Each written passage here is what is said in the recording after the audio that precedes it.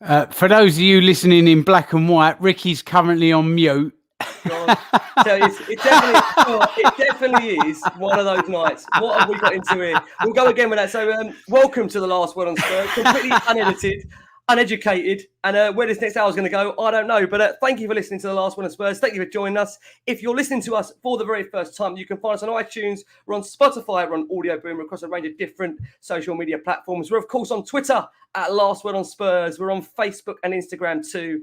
And for better, for worse, we're also live on YouTube, where, like I say, you've got absolutely no chance to get things wrong. You've just seen in the last 30 seconds in front of a live panel and live audience too. So thank you so much for joining us. I'm delighted to have back alongside me the man who probably knows how this is done a lot better than me, who did a great job whilst I was away. And my God, I wish he was taking over now again for the next year and a half. Or can you do the next 10 years, Rich? I've got the wonderful Richard Cracknell joining me. Rich, how are you keeping?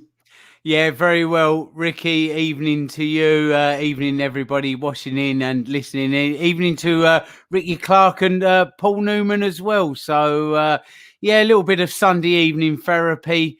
And, I'm sure we'll get into everything and put the Wolves to rights over the next hour or so, Rick. We'll definitely try to. I mean, whatever happens, I promise you, this podcast will be definitely better than this opening entrance. I promise you that. So don't worry, the admin fee's not been used up quite yet. But first up, delighted to welcome actually a friend to the show. He's been listening for a very long time, so pleased to finally get him on to make his debut. We've got the brilliant Daily Mail correspondent, the great Paul Newman, joins us. Paul, how are you? How's the family? And Paul, at the moment, we're just trying to locate the mute button. Paul, how are you? Sorry, Rick, I'm using my daughter's computer for technical reasons, so apologies for that. That's my excuse as well, Paul, for that beginning. I'll leave it off mute as well. No, thank you very much for having me on. It's a pleasure to be here. I'm a big fan of the show, big fan of you and Crackers, and it's great to be on with Rikki as well, whose career I follow very closely over the last however many years it's been, and he's just retiring, so it's a big time for Rikki as well. And any man named after Rikki Villa is good enough for me. So really good to be here, and wish it was after a win, but we'll try and be as positive as we can, and we'll try and keep some perspective. Well, such is the plight of things. I had to go and get another Rikki because this Rikki ain't doing that well at the moment. So we've got a top Rikki in charge, to be honest, who could really be taking over the way it's going over here. So delighted to welcome the Essex-born pro cricketer for Surrey Cricket. We've got the brilliant Richard Clarke joining us. Rick, how are you? Yeah, very good. Thanks, Rick and Rick. Yeah, thanks for having me on. Again, fan of the show, and follow us stuff on Twitter. So like the guys have said, hopefully we can be positive after that dismal result.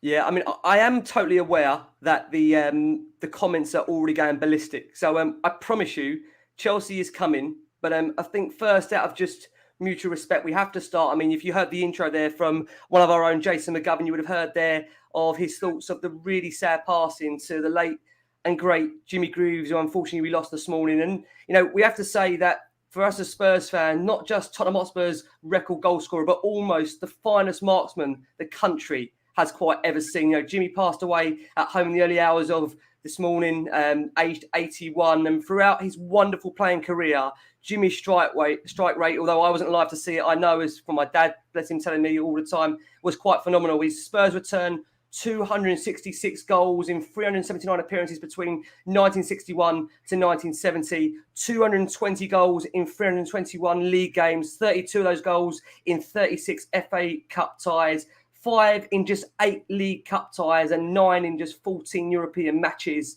A man that is a big, big loss to the whole of the Spurs community.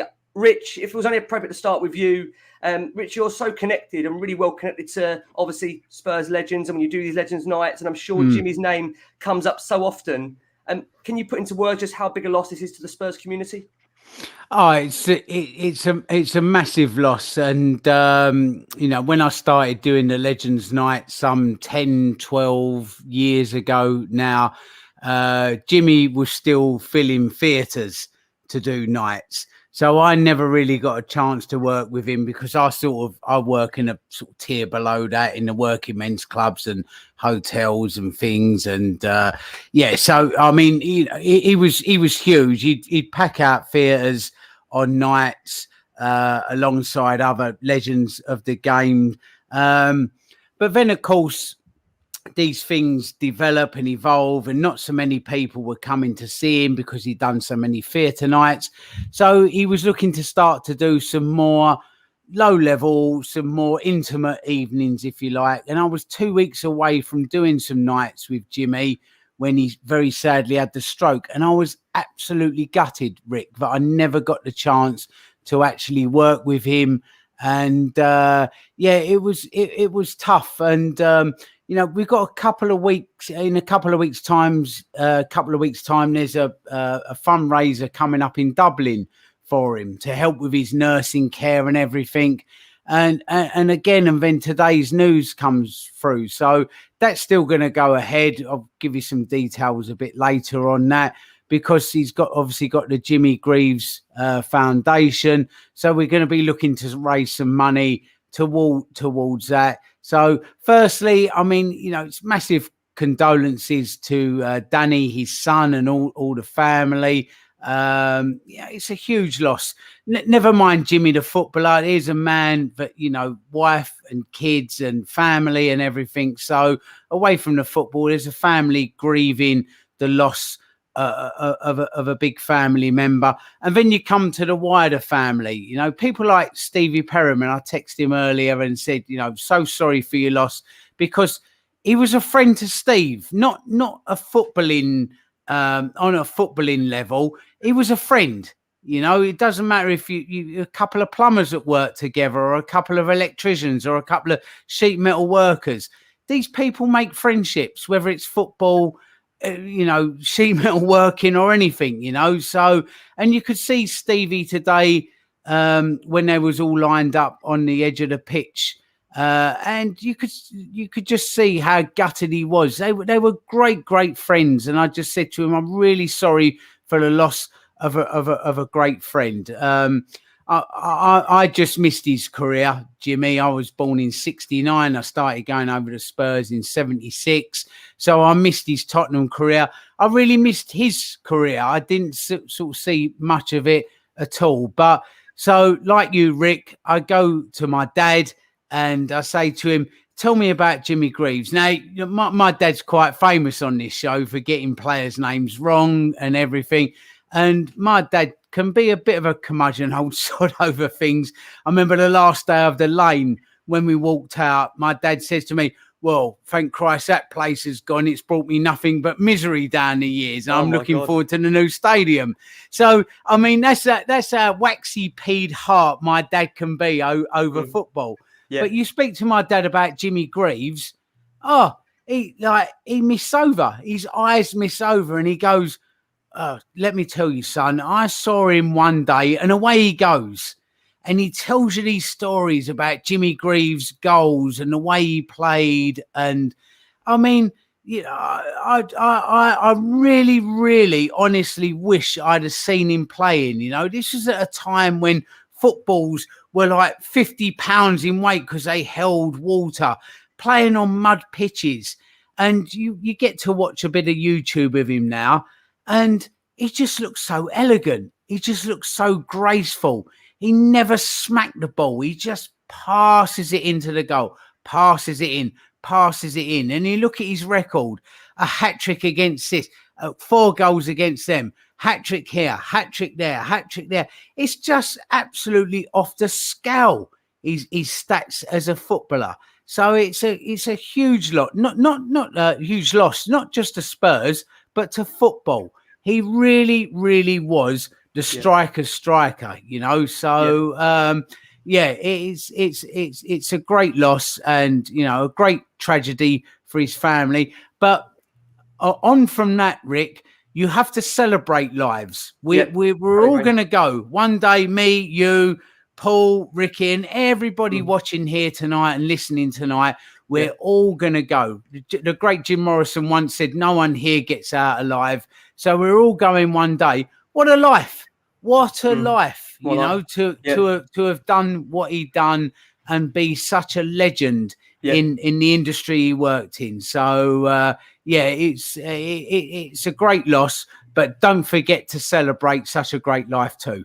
Amen. And just to follow on from that, I mean, Paul, has come around to you because I must add, you know, 37 league goals that he netted in that 1962 63 seasons, remains to this day our record by any player in a single season. He is a member, of course, of the England's 1966 World Cup winning squad. Jimmy also scored 44 goals in his 57 senior international appearances, with 42 of those caps and 28 goals while being a Spurs player. Joe was phenomenal, Paul. When you read these stats, just his record is just quite phenomenal. And you actually compare it to the modern day, there's very few players. I know there's like Ronaldo and Messi, of course, are up there. Kane, may I say, as well.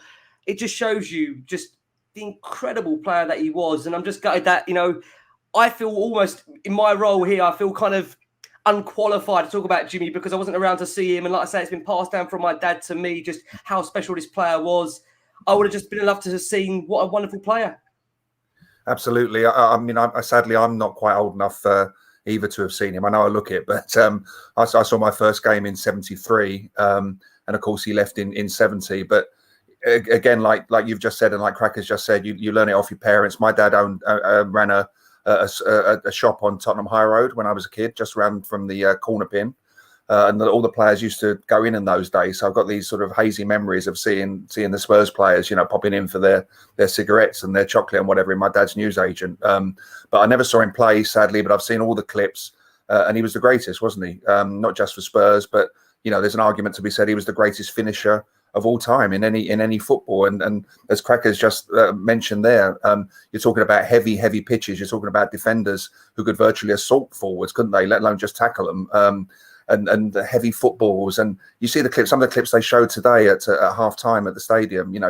It wasn't, because I've always thought he passed the ball into the back of the net. That's what Bill Nick used to say, wasn't it? You always think of that. But he scored some belters as well, didn't he? He scored some goals from outside the box. He scored some volleys, and there was just never be another. And then of course he had his well documented problems with alcohol, but he hit back to become an absolute seminal broadcaster. He was just so important. When I was at 16 during the '82 World Cup, and I remember him broadcasting there. I think he was part of the ITV panel for the '82 World Cup. And that was the first time I was aware of him. I think Gary Newbon had brought him into television.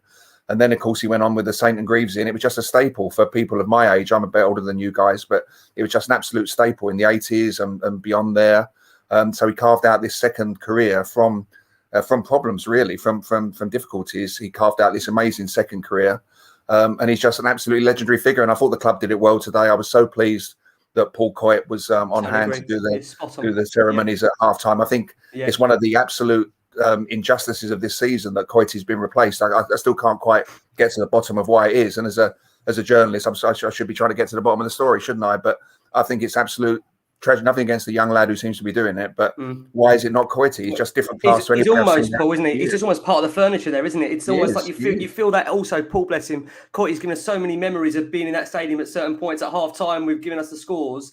What I would say, he got a wonderful reception today at half time. Wonderful reception. It was brilliant to see that. And I totally agree. I think he said there on Jimmy, I echo those thoughts. And Rick, coming around to you, it's funny because although we had just won the double, there's no question we go back in that time that Jimmy's arrival in N17 made us an even better team at that point. I think it's quite poignant that really Jimmy's passing is on the day in which his two favourite clubs sign off against each other in terms of Spurs and Chelsea. They come together before the game, as Paul picked up on there. We had the likes of Martin Chivers, Stevie Perryman, Mickey Hazard, Paul Allen, Ozzy Ardiles, Gary Mabbott, Ledley King, Michael Dawson and Graham Roberts, all lined up to pay their respects to Jimmy. We've also Glenn Hoddle walking around the stadium. So in a way, Rick, it was actually really nice to see all those legends coming together in what has been a real sad day for the football club in general.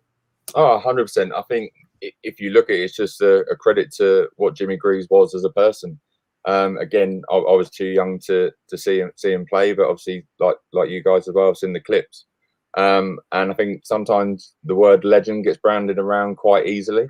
But undoubtedly, I think if you see the tributes today about Jimmy, I think legend is very fitting for him.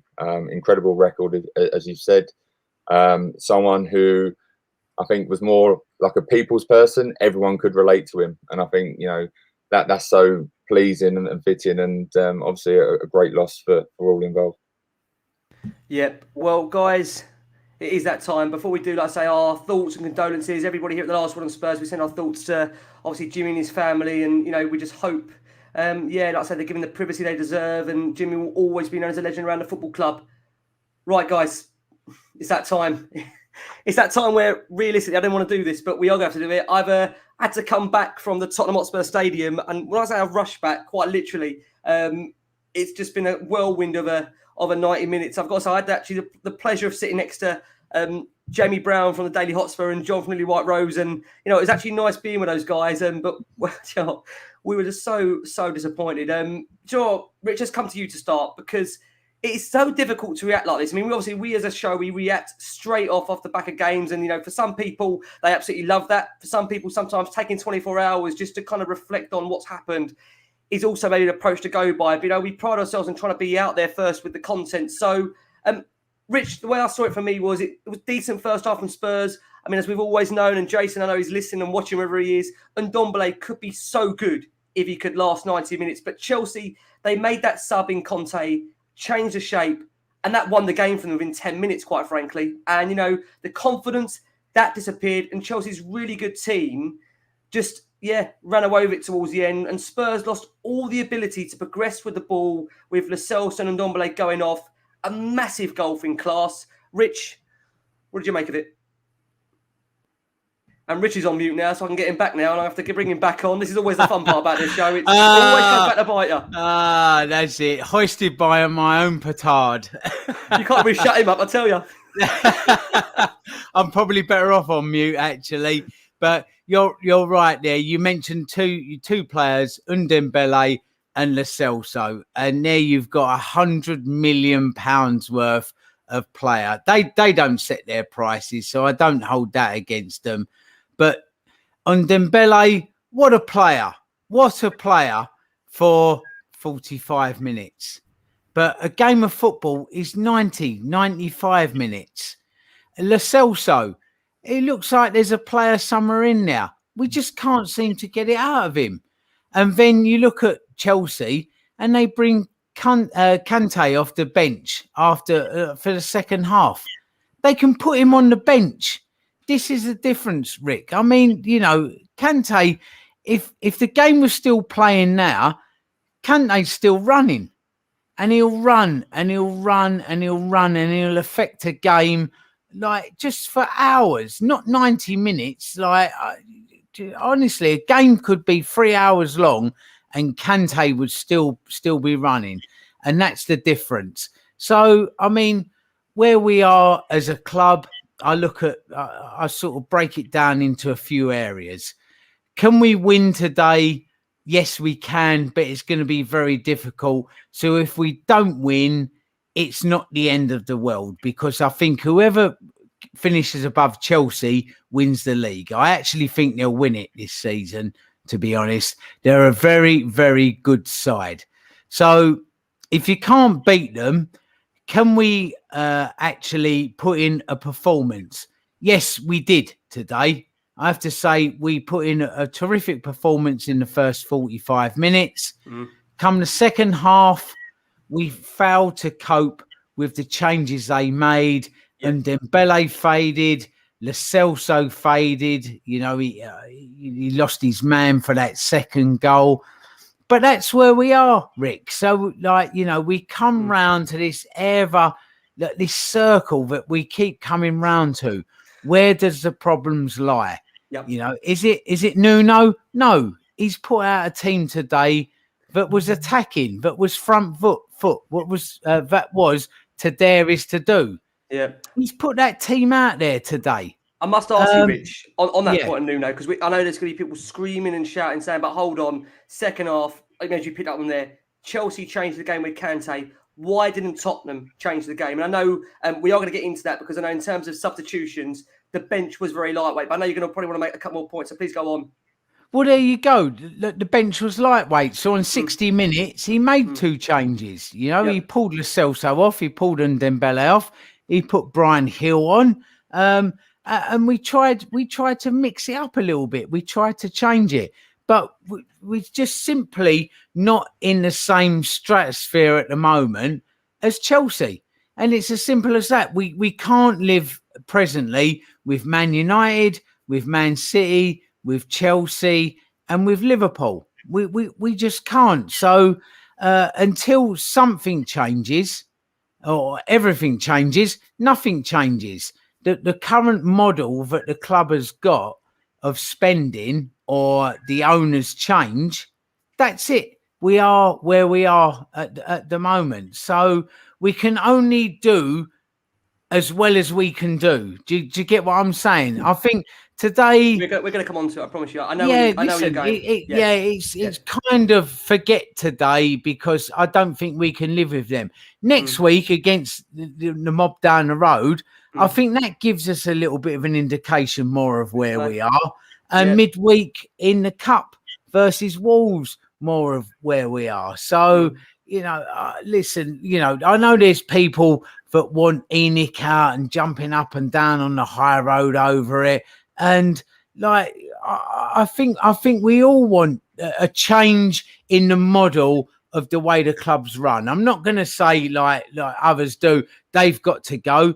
If they go, fair dues. If somebody like Amazon or Netflix comes in, or some state or oil baron, might be the horror channel. It might be the horror channel the way we're going, though, Rich. No, listen. Then we might. I think even they might be put off the way it's differently. So all you can ask is the current crop of players to give everything that they can, and I think they did today. First so half, that's fair enough, isn't it? I mean, that's fair enough. I'd say first half, I was so impressed by the way Spurs played that I turned to Jamie and John and said, "You know what?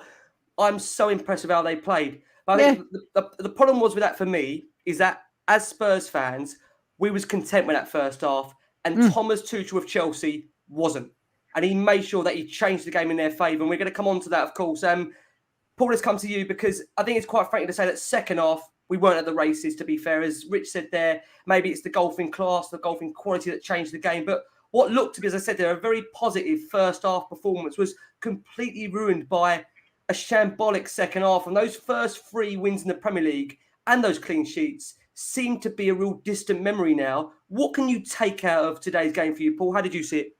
Well, I'm going to try and keep perspective tonight, Rick. I'm going to try and keep as level as I can on this because I feel, as Crackers just said there, we're at a place where we are, we're inferior to Chelsea. We're incredibly inferior to Chelsea. And I think that's the reality of the situation.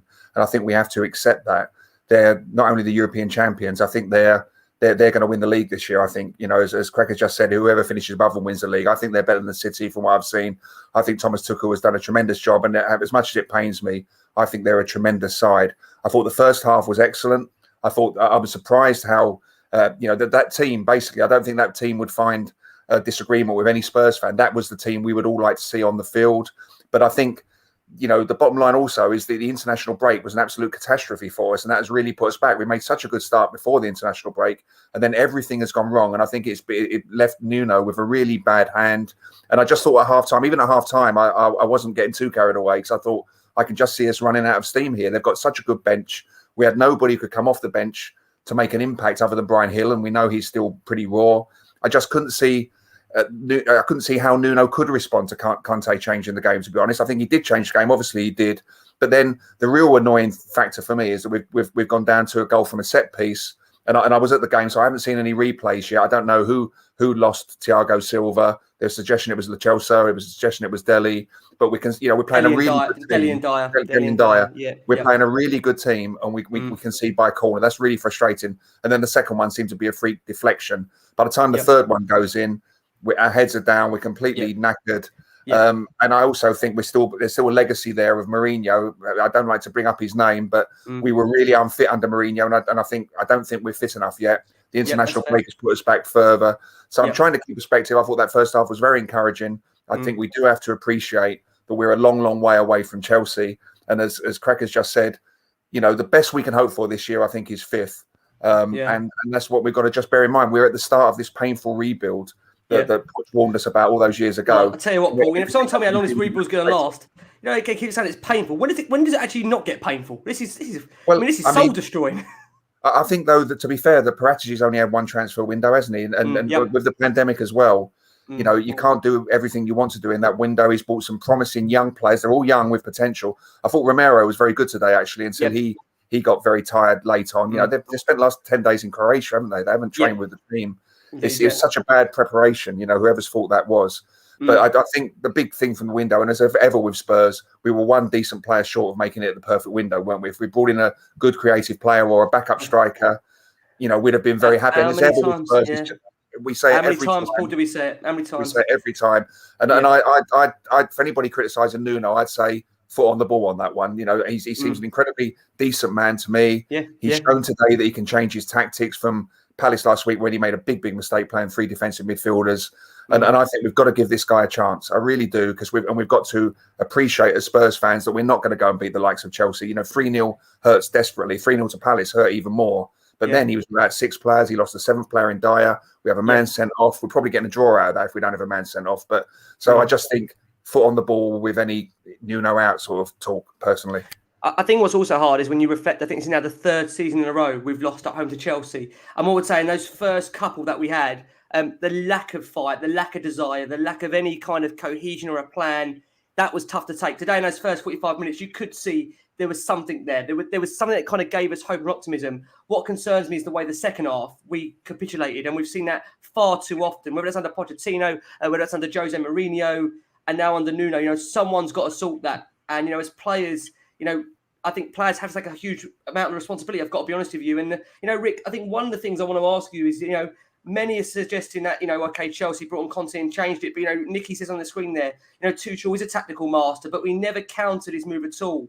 I think that's an interesting point, because the whole point that we do this show is to, like I say, bring people on, give fans a voice, and also try and see the different areas. I think it'd be unfair if we didn't look at Nuno's record so far and try and give a judgment. Like Paul says there, I mean, we're not a show that kind of jumps up and down and screams for managers and the balls to go. We look at things rationally.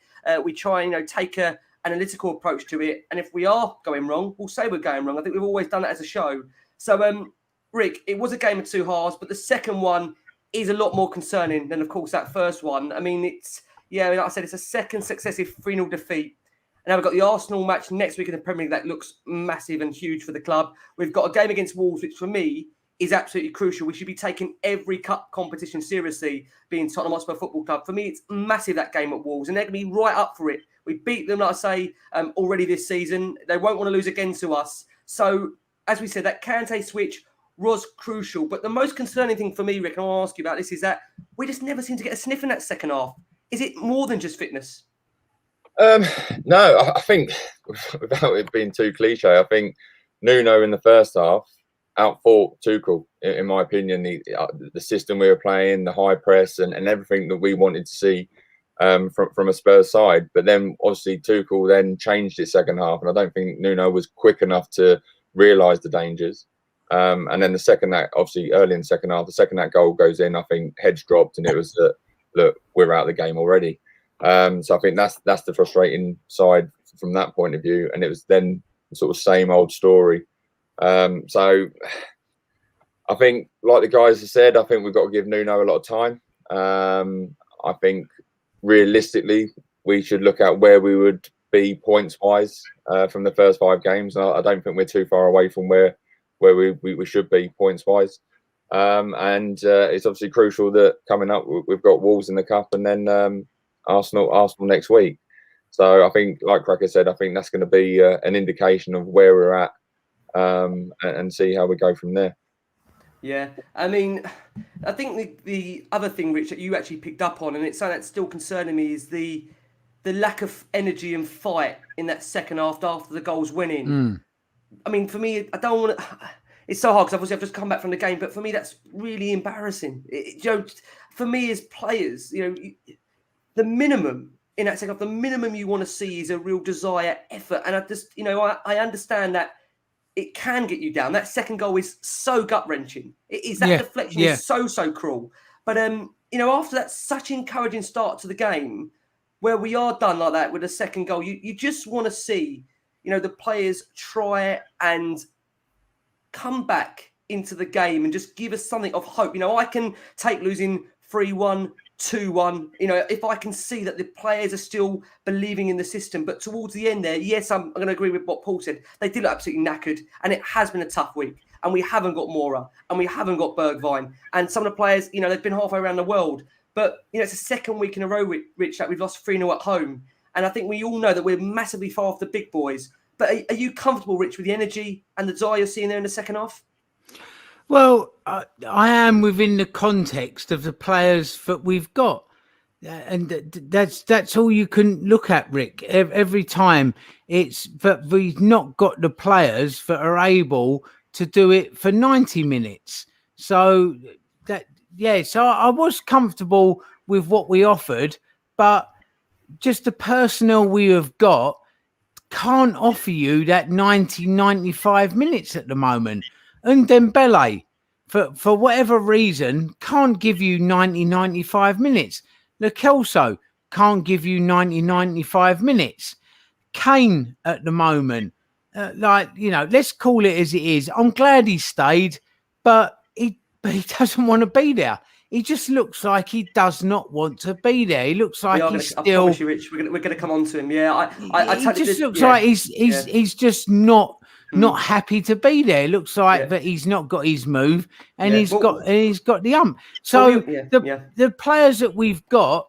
I think that I see a comment coming up saying, Lo Celso, if you think that he's given his all, then you're nuts. But I do think he's given his all. But if his all's not good enough, like Ben Davies all isn't good enough. Winks, his all isn't good enough.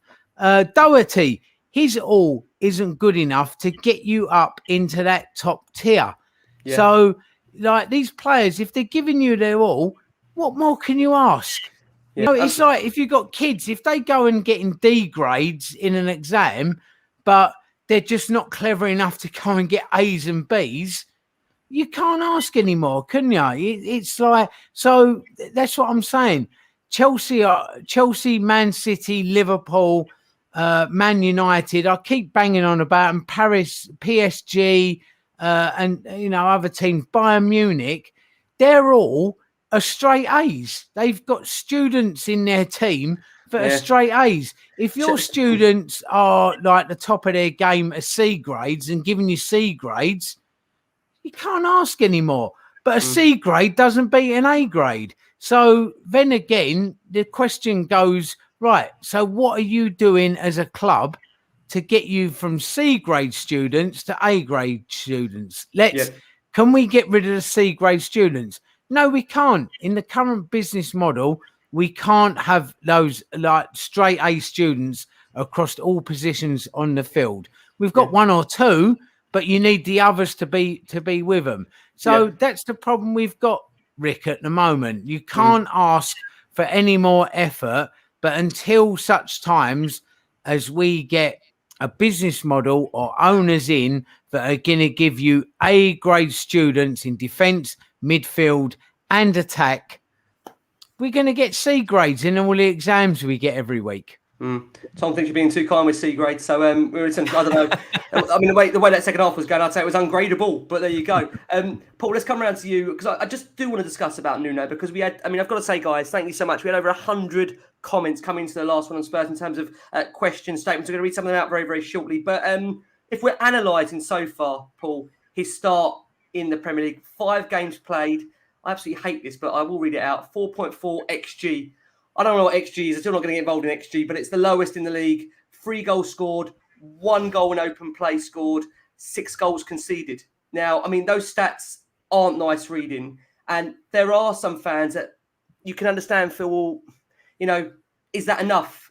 Is that enough? And we all are fully aware that he wasn't the club's first choice in the summer. I think, people will ask how much of that can we actually blame Nuno on? As we've said, the first half shows he got his tactics spot on. We dominated. We should have been more clinical. And I knew that moment when regular on that first half was through, had to square it, had to find a white shirt, didn't. How much of it is on Nuno for you, Paul? He's getting to know these players now. And, that's funny. I know a friend of mine that actually had him in his barber shop and he said, I wish you luck. And Nuno said, I'm really looking forward to it. He said, yeah, but hold on, wait till you work with them. And I just, I do feel for him. I really do feel for him. It's not an easy job, but just how much of it for you, Paul, is it on Nuno at the moment? Well, I think in the summer, I was at my lowest ebb as a Spurs in 50 years of being a Spurs fan. I think when we were going through that charade of various managers, which reached a nadir with Gattuso, when we flirted with Gattuso, I think, I can never remember feeling any lower. And I saw us relegated in 76, as an 11-year-old. So I just felt that when he came in, I had very low expectations. People said, "What do you think of the new manager?" I said, "Well, I just don't know, really. You know, we know what he did at Wolves. I was just so numb with a lack of expectation that I just thought, well, I just don't know what to expect. But from that moment on, when he took over, as we went through pre-season, I started to get what cautiously optimistic, I suppose, would be the best way to describe it. I just thought he came across as a very decent man. He got the club. Yes, there was the question mark over whether he was a pragmatic defensive coach, but we know the story of Paratici, showing Levy his football at Valencia and saying, look, he can attack. It depends what he's got at his disposal. And I think he came in thinking, I've got to get them fitter. I've got to get them organised in defence. And he did that in the first 3 games. He did it, exemplary style. And we played very well. Beating Man City on the first day was fantastic. I didn't see that game. I was at a test match, I think, but I saw the Wolves game and I was sitting with my son and we thought we desperately needed a creative spark, but we're solid, we're fitter. This is a start. But then the international break came along and completely derailed him. I mean, he's had to deal with so much. He had to deal with the Kane saga during the summer. He had to deal with Ndombele not wanting to play. Then, he's got through all that in a very dignified way. And then he had the whole charade over the Argentinian players and Sanchez with, 2 players being arrested mid-pitch and trying to be deported from Brazil. I mean, what on earth? So he's had to deal with all this. And I think, it all came back to hit him hard against Crystal Palace.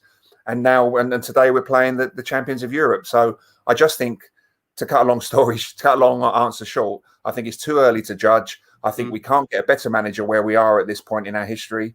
We cannot get a better. He's a very decent man. I think he's a decent manager. I just think, I know in the present day world, every defeat is a disaster. And I know the stats are not good, but I just think we've got to give him time. Next week is huge. Obviously, Wolves is huge. I think it's a big week. Paul, it's a big week. It's a massive week. Huge, yeah. But I still think you cannot judge Nuno until at least January, in my opinion, even if we lose against Arsenal badly. I just think you've got to give the bloke time. I don't think we can get a better manager than we've got. I think the club are to blame for that. The board are to blame for that. As Richard said, if Amazon come in, if Netflix come in, maybe we're in a different position. But I'm afraid our board have made some very high-profile mistakes. They've also done some very good things. But I think we are where we are, and we've got to give this guy a chance because I think he's a decent man and a decent manager. Rick, let's come around to you again. I just want to discuss Nuno because it's only right. We've had over 100 questions come in. So I just want to pick up on some of the things that people have said.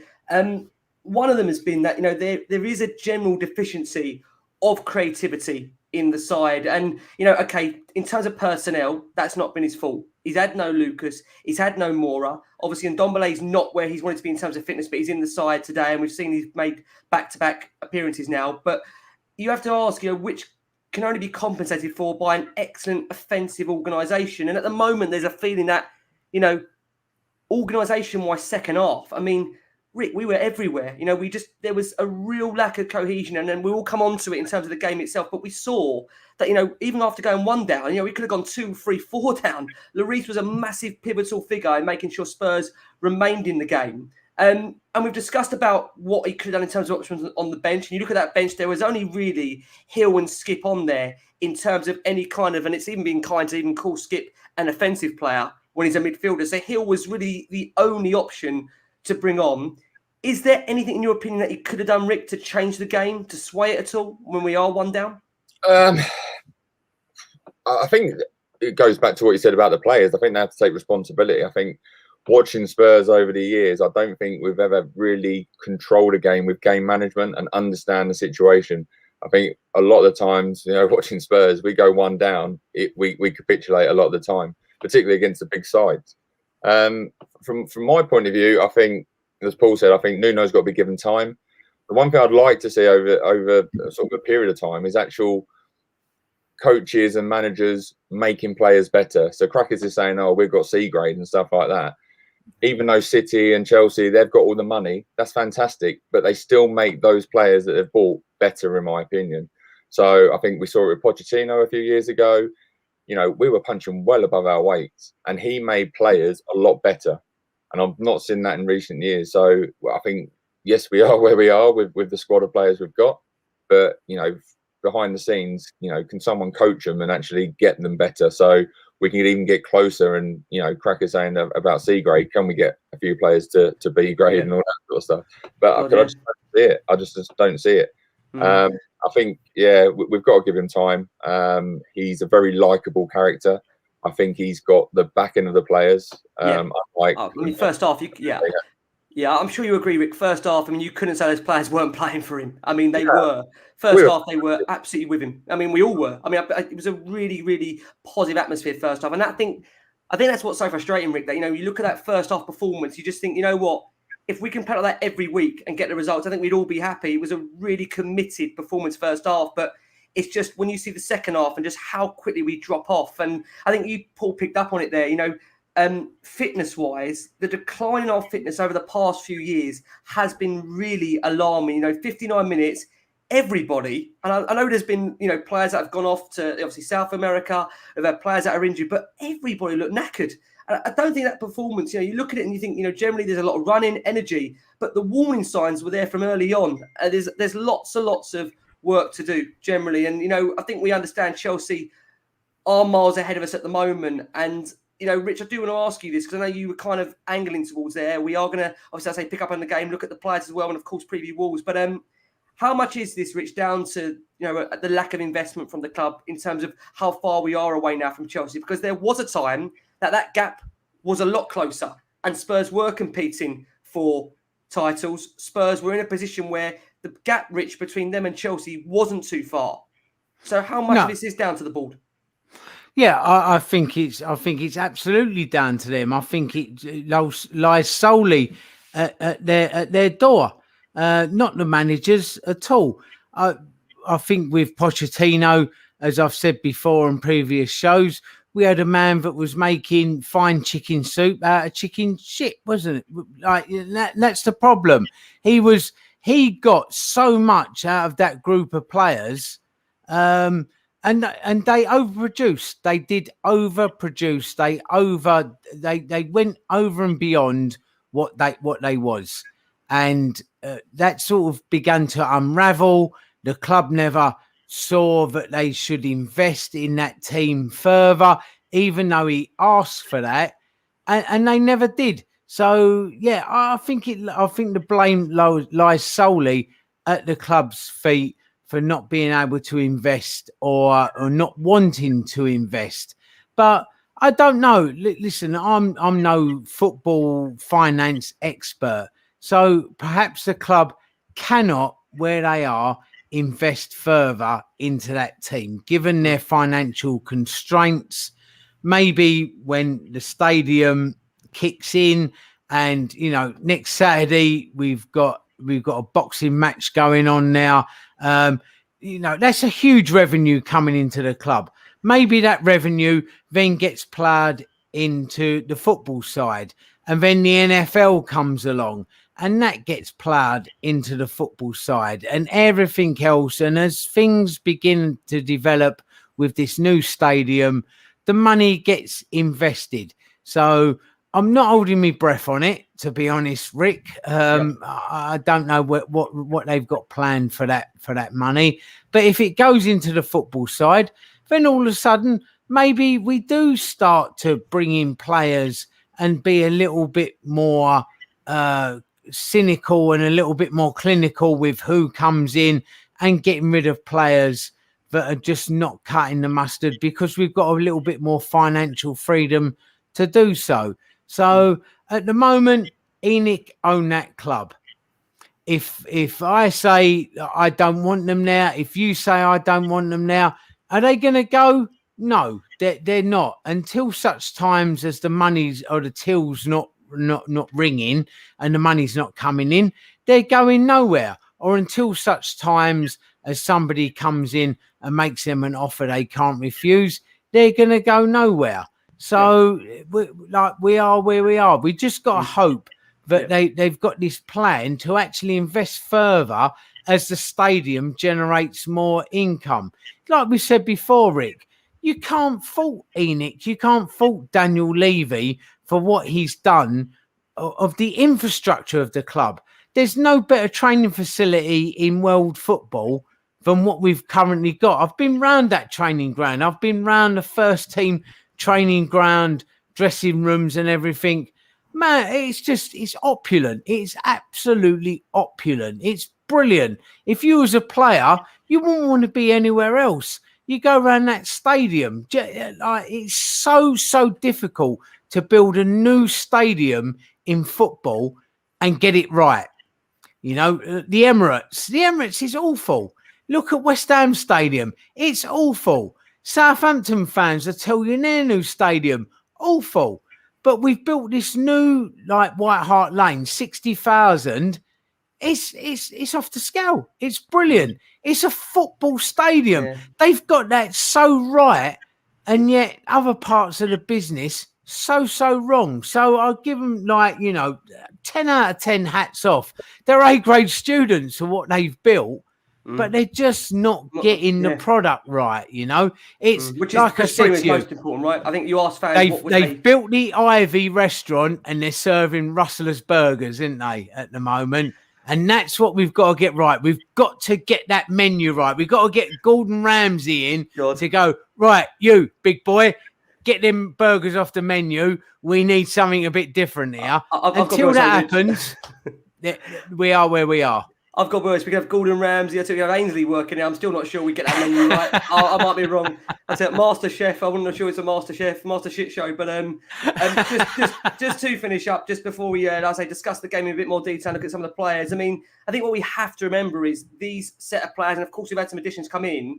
And these group of players have, they've fouled the likes of Pochettino, they've fouled the likes of Mourinho, Mason to some degree as well. Nuno, I think no one should expect anything from Spurs until the majority of some of this team is actually dispersed and moved on, because, it is going to take some time. And it's funny, I said to myself, right, I am going to allow myself to have this word transitional season and not get too angered and too upset about results. But here I am, just beating Chelsea 3-0, and already I'm getting annoyed at myself. So it's like, you know what, you're right what you said, Paul. We're quite far from those teams above us, but it bloody hurts. It really hurts on the back of today. When you're losing 3-0, it's so hard to find a justification for it. And I think, for 45 minutes, as we said, Spurs hung in there with a very, very good Chelsea side. And if I'm Nuno now, I am using that first half as a model and trying to figure out how do I get that out of these players for 90 minutes. And, I think the key thing for him is he's got to try and work off why that press dropped. Of course, Kante changed the game, but we've got to find a way of sustaining that.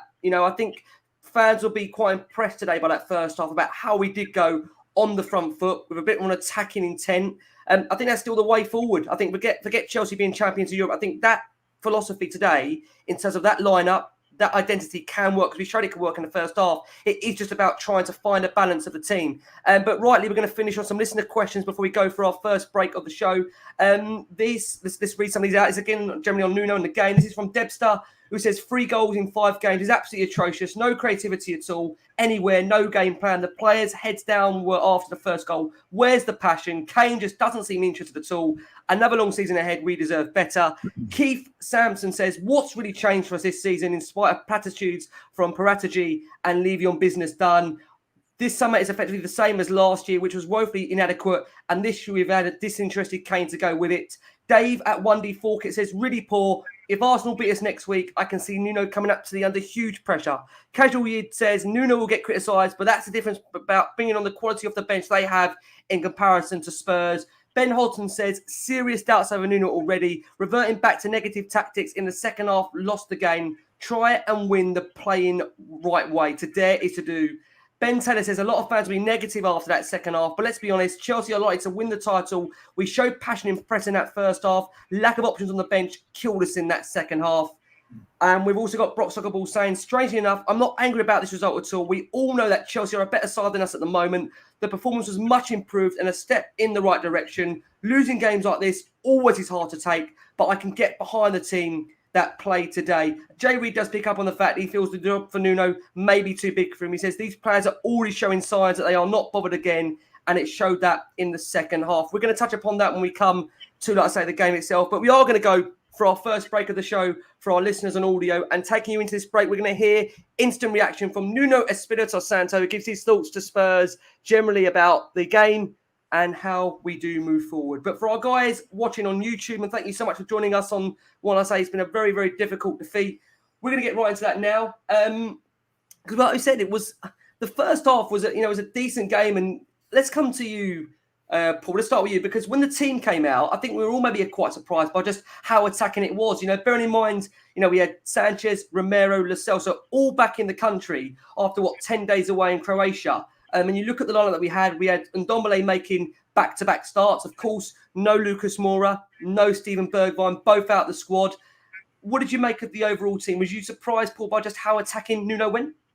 Yeah, I was surprised, Rick, and I was pleasantly surprised, really. I wasn't expecting it. I thought the skip would start for sure, but I was pleasantly surprised, and I think that was probably our best team. You could argue that Bergwijn or Lucas could come in there for Lo Celso, certainly, but apart from that, I think that is our best team.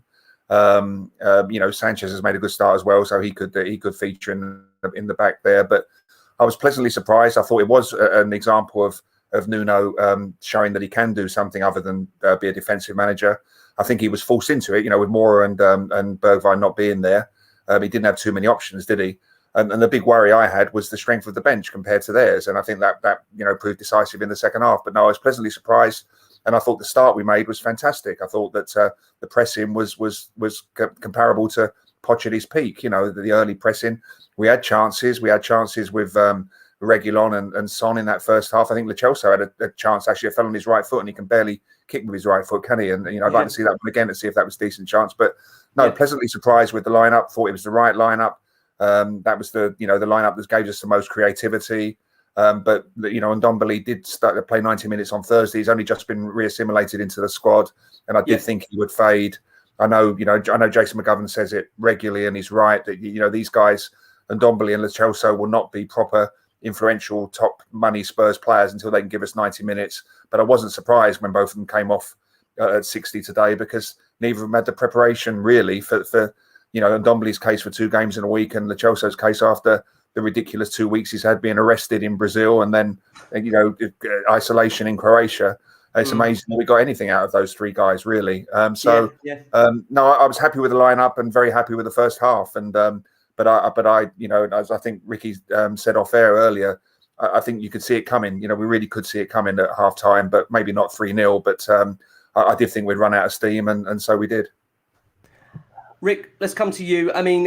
First off, as we said, really good performance. I think we all went in really spirited into half time, just thinking, you know what, play out that second half. We've got a great chance here, a great chance to really take the game to Chelsea and, dare I say, even win the game. But second half, it's funny how games start. Chelsea, they absolutely flew out the box. It was almost as that Tuchel went in there and just went at them and said, you know what, this isn't good enough. We've come here, we want to take 3 points. And the way they started that second half with such intensity, desire, they're actually into their 3rd corner in 3 minutes, which resulted in the first goal for Chelsea from Silva. Alonso floating in the corner. Silva jumps above Dele and Dyer to head into the bottom corner. How frustrating is that, Rick? A goal from a set piece in which a player jumps above 2 of our men to score. Yeah, well, it really shouldn't be happening. I think, when you watch the goal, he's come from quite deep, and he's got the leap on both of them. Again, I think you have to look at, I've never played football at that sort of level, so I imagine it's still pretty difficult. But the one thing I know I would try and do is to, be quite physical, and I think it just looked a bit too timid. And as I said before, once that goal goes in, I think the head's dropped a lot, and it was always going to be an uphill task to get anything back in the game. I think, again, Paul alluded to it about the fitness. I think if we play that system like we did in the first half, I think the guys will get fitter. I think it's something they get used to. It's like anything. When you do something over a period of time, you get fitter. After Christmas, it's always difficult in January, isn't it? But once you get to March and that, when you've been to the gym, you get fitter. So, well, no, that's the case. Some of us anyway. Yeah. But if they play that system all the time, naturally they're going to get fitter. They're going to get used to it. I'm a big believer of trying to play the same side as much as you can, so they get used to each other, and then hopefully that will get the results we want. And obviously, getting the results gets us points and gets us somewhere where we want to be. Yeah, I agree. Rich, just come around to you. Do you know what? In between that first goal to the second goal, I don't know what happened at the back. It was almost turned into Chuckle Brothers. It was just a moment of just complete, utter madness. It was almost like we were rattled. That's all I can describe it as. We saw Lloris making save after save. And I know that, one moment to rescue that, to deny Alonso. We saw Dyer clearing the ball off the line. It was just an absolutely terrible start to a second half. I mean, I can only imagine Nuno said, just go out and play the way you did, play the way you did first half. But whatever Tuchel said to them really got Chelsea up. And we do know he's a tactical magician or master magician, the way he does operate and manage the team. We've seen him get great results, Chelsea, and this was no different. And to double the lead, it was Kante's shot taking a big deflection off Dyer. But I mean, Rich, they had 4 centre-backs on the pitch, 3 defensive players. They're still scoring 30-yarders against Tottenham. Are we just really unlucky? Well, listen, they were buying lottery tickets, wasn't they? They were taking their chances. Lo Celso loses his man for that second goal. And if you're letting shots off from 25, 30 yards, sometimes you get that lucky deflection. And this is what I've said before. Go out and play games and you go and buy lottery tickets. You take shots because sometimes every week somebody picks 6 numbers on the national lottery and wins it. It's pure luck. So get a shot off, get up the pitch, get into that final third, let a shot off. You get one going off of somebody's arse like it did with Dyer, and all of a sudden you're 2-0 up. So, you have to sort of wind back a little bit. And what's Lo Celso doing for that second goal? I mean, he was all over the place. But that's the caliber of player we've got. Yeah. When we've got that caliber of player, like Thiago knew that if he sort of hung back, got a run on 2 players in Delhi and Dyer, that he might have a chance. So again, he's gone and bought a lottery ticket and he's won. And then, the second goal, they've bought a lottery ticket and they've won. But because our caliber of player, as I've said, we're giving their all, but it's not enough against players like Thiago and against Kante. So that's just where we are. So they were a little bit more offensive, a little bit more on the front foot, a little bit more guile and everything. And it paid off for them today because when you have good players like that, but go and take chances, but a little bit more cute, a little bit more clever, that's what they bring you. They bring you, and all of a sudden it's 2-0, it's game over. Yeah, and they know that we're such a glass chin team as well. That first goal goes in, so true. And we're all over the place. We've got no chin on us at all, have we? We go 1-0 down, and it's the uppercut in the 5th round of a 10-round fight. I'd even consider come out for the 6th round. I'd even say, Rich, are you even wearing gloves? Exactly. All of a sudden we've got caught with a little cute uppercut in the 6th round of a 10-round game, and that's it. Our legs have gone. We're looking at the corner. We're blowing, and that's the problem. We've just not got enough cuteness, enough guile, enough of that type of player in our team. So that's what I'm saying. There's 2 separate issues here, Rick. Yes. It's like, is this team giving you as much as it can? And today, I think they did. I genuinely think they did. Rich, yeah? You agree in both halves? Yeah, because I just don't think they've got it in their locker to give you that 90 minutes of guile and energy and creativity and everything. They've just not got it. But Chelsea have got the players to give you 90 minutes, to give you 95 minutes. But can all of a sudden, in the middle of a game, pull it together and go, what if I try this instead? And just that little bit of, that little X factor. They've got those players. So we go back to who owns Chelsea and the way he runs the club, and who owns Spurs and how they run the club. Look, I mean, take Chelsea today. Who was it? Roberto, who was the manager that won the Champions League and then got sacked? Roberto Di Matteo. He won the Champions League for them. Gone. See you later. Out the door. Yeah. If they've got players that just, or managers that are just not doing it, boom, out the door. Gone. They're just cold-hearted. I mean, they throw a few quid at it. And we're just not in that position to do that with these current owners. So everything, the whole thing goes back to the business model of the club. Yeah. Chelsea seem to have the finances and the guile to do that sort of business decision. That's not working. Get somebody in who can. You know, I ask you, do you think Ndombele would still be getting in the Chelsea team? On year 3, absolutely not. He'd be at the door just not a chance. Would Winks be anywhere near that first team squad? Well, no. Would Davis? No. Would Doherty? Would would Delhi even? Even Kane under Tuchel? You know, listen, like, you know, we've all gone, Kane stayed. Do you think Tuchel would be putting up with Kane and his disinterested way of playing at the moment? He wouldn't. You know, your man at Chelsea that runs at Chelsea would have gone, I ain't having that. You can see you later. I'm not going to sell you to Man City, by the way. You can go overseas. If you don't want to be here, see you later. I'll just flog you for 100 million over there. Yeah. You know, even though you're apparently worth 150, 160 million, he'd have got rid of him. He would have gone. But we're just not in that position to do that with our current owners. Yeah, I mean, you know what? Someone said to me, it's a 2-0. You know, the thing is, you know, champions, they take advantage of their ascendancy, right? And even if they need a little bit luck to do it, they manage it. You know, the only thing that was worrying me at 2-0, the drop-off in energy was quite frightening. I know we picked up on this, Paul and Rick, in terms of, you know, the fitness levels. And, you know, at one point we did see Spurs physios going onto the pitch. They didn't know where to go first. We had Emerson Royal down injured. We then saw Loris struggling with what looked like a cut shin. Romero was then cramping up. He had to come off. Sanchez came on, who'd been struggling in the past few minutes with the cramp, as he said. Then the third goal went in for Chelsea as Rudiger fired home on the turn from a corner, completely unmarked. I think the only frustration there, coming to you, Paul, was, you know, to allow Werner to get that much space in the box was just so frustrating. You've got Kane Emerson standing off as if nothing was happening. You know, can you explain that, Paul, anyway?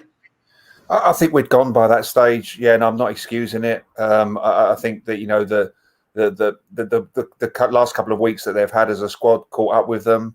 Heads were down, and as we've said, you know, Chelsea are a machine. They really are this year, and they had that. You know, people talk about Tuchel being a tactical genius, and, you know, he's done incredibly well at Chelsea so far. He really has. I thought it was harsh when they sacked Lampard. I thought it was typical Chelsea, but how well has Tuchel done? But he's got a player on the bench like N'Golo Kante to bring on at half time to change that game. You know, we just didn't have that. We didn't have that option, did we? And frankly, the last 10 or 15 minutes, I think we were just out on our feet. There was injuries. I think there were conditioning issues, which I think, you know, Nuno has made one of his priorities to fix, as we said earlier. And so frankly, I'm not going to hold that against them to the last 10 or 15 minutes. I think the game was over.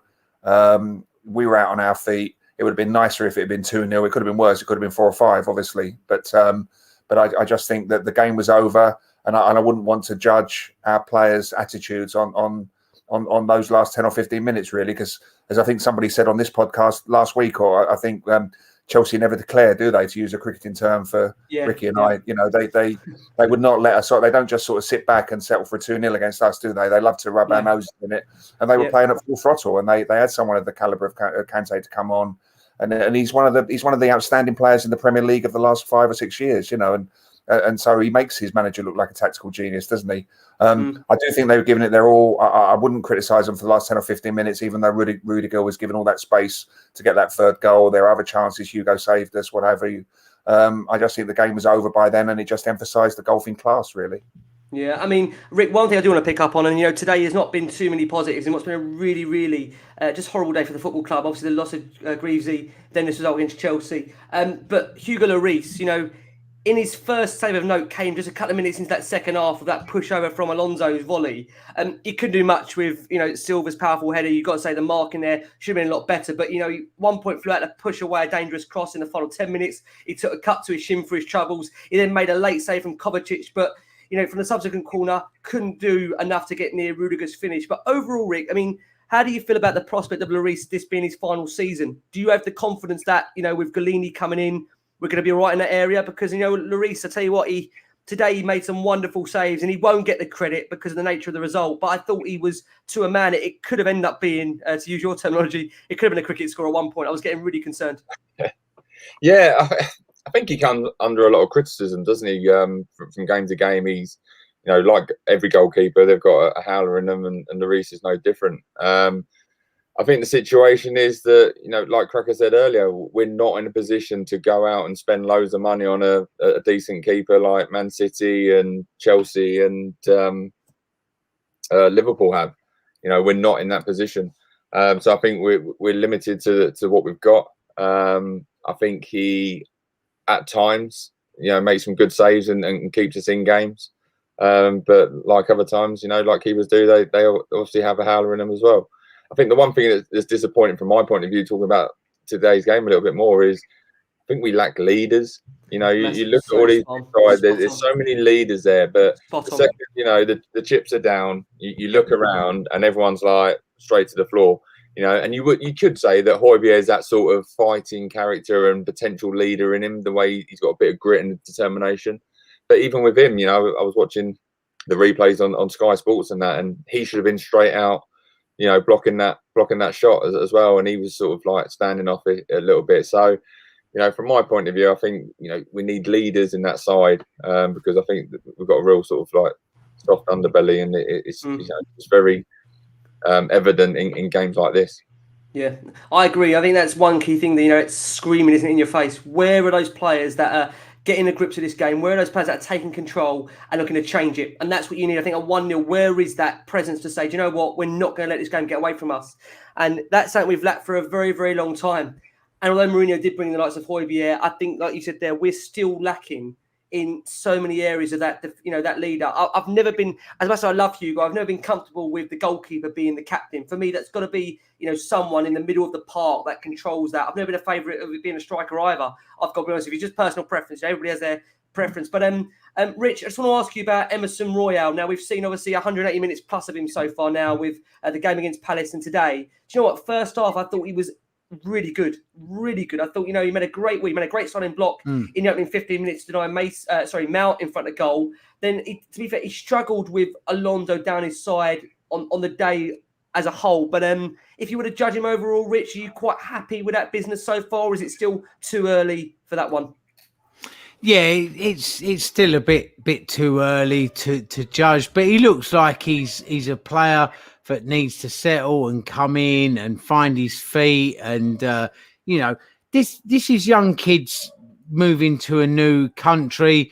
So, you know, I done it 2 years ago at 50 years old. I moved to a new country, and it's tough. It is tough, even with like help and a bit of finance behind you and that. It's difficult sometimes to move to a new country, pick up a new culture, pick up the way things are. Some people drop into that sort of thing quite easily. Others don't settle so much. I mean, Gary Neville today was talking about such a thing. Some players just not suited to the Premier League, and some come in and pick up. So, you know, Emerson Royal, he looks like there's a player that could settle and do us a job, but not yet. Brian Hill, another player. Well, you know, as you know, Rick, I live out in Spain now. You speak to anybody that knows their football, where my boys play football. My youngest lad's coach was coaching in La Liga with the kids, and he said, "I can't believe you got Brian Hill in."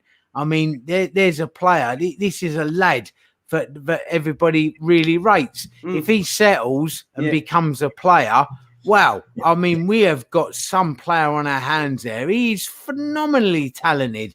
Let's hope he settles and just sort of gets into the Premier League and gets the pace of it.